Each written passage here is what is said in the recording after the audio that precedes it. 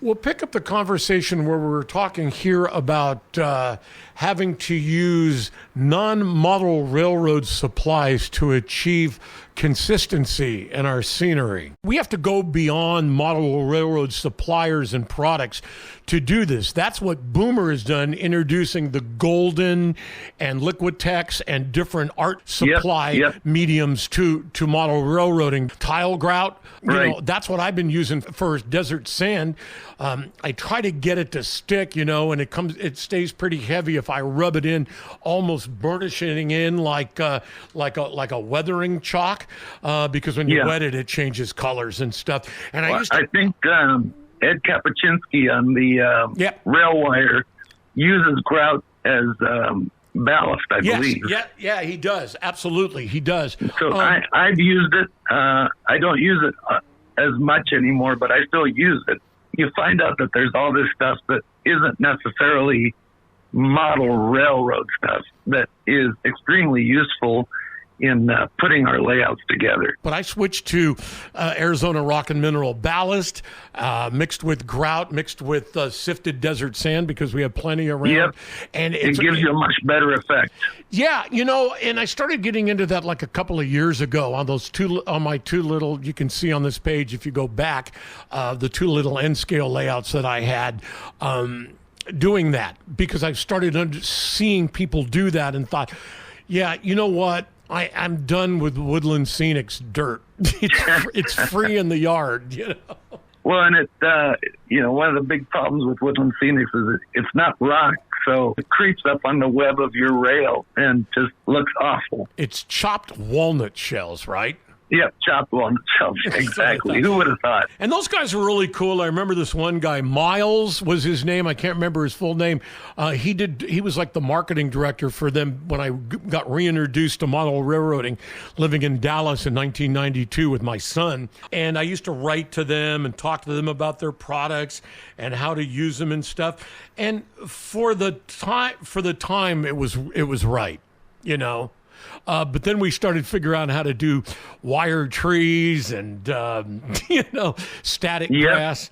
All right, so I got to ask you future plans for, let's get to future plans for Fulton Road. And then the next question after that will be some of your favorite video how-to channels.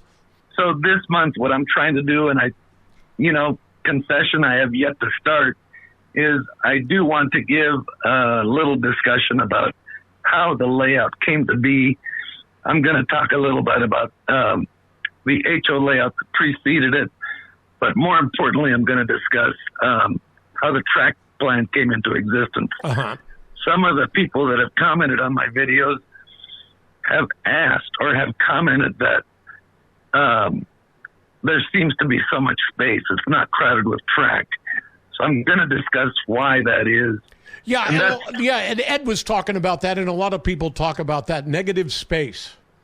Yep, and so it's largely the influence of Lance Mindheim and his thinking to follow the prototype, but it's also probably as much in my case that this layout was built directly over what was left of the HO layout when I took it down.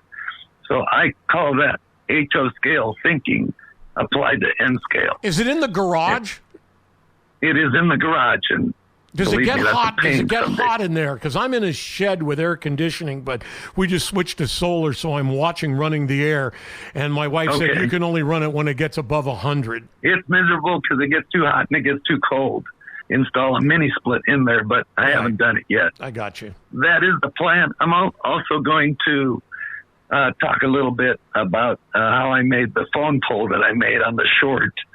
And I'm going to talk about, I continue to screw around with these clear decal sheets. And my latest effort is to make road markings. So I'm going to show that. And after that, I do want to get back to the gas station. And then I have that empty spot to fill behind the little green building, which is kind of at the beginning of the layout, called Webco Machinery. So I need to start on that as well. So there's always stuff going on Fulton Road, and it'll at least keep me occupied for the next several months. Well, before we wrap up here, I do have to ask you, who are some of your favorite YouTube channels? Let me pull up YouTube and I will tell you. Well, you're doing that. So I got earlier on, I did like Steve Brown, It's My Railroad, but he got a little neurotic. And Ron's Trains and Things was super helpful. I've learned so much from him because everything that he was doing, I needed to do, whether it was from installing fascia. I ended up putting the same... oh man, that brand name of those LED lights that's on Amazon. He put those in. I can't think of them right now. They go in tandem. I'm liking Jimmy DIY, digital and DIY.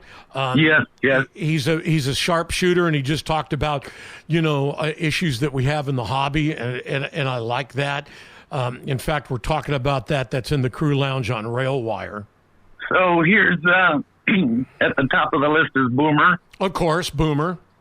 And then, let's see, John Colombo is a guy that you've seen on the Railwire. He specializes in DCC and sound in locomotives. Mm-hmm.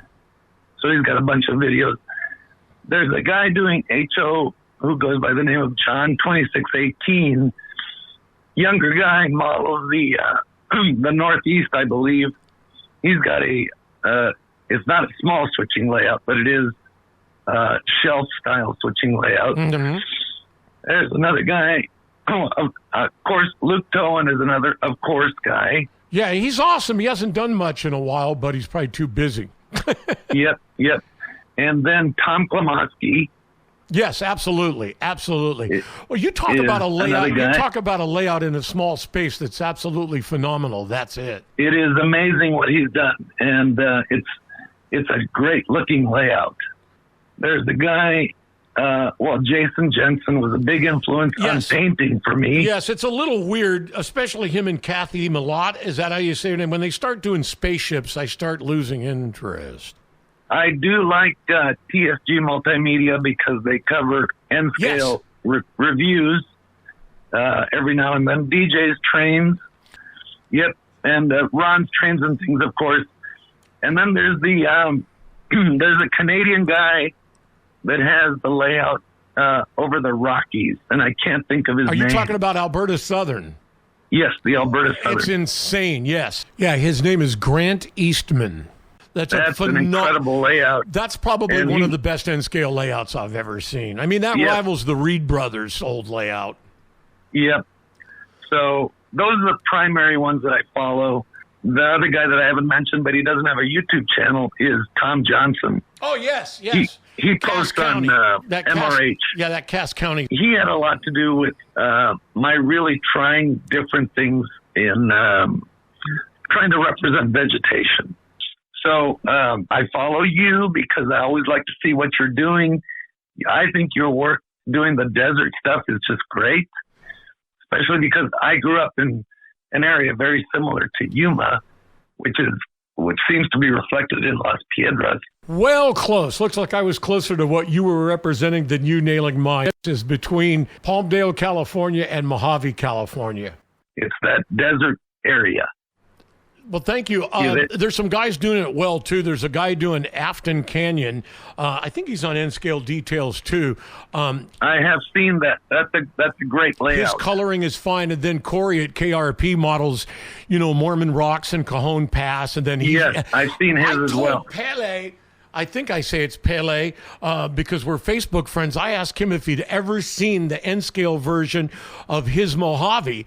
And all those buildings are scratch built, and it blew his mind that somebody did that in N-scale.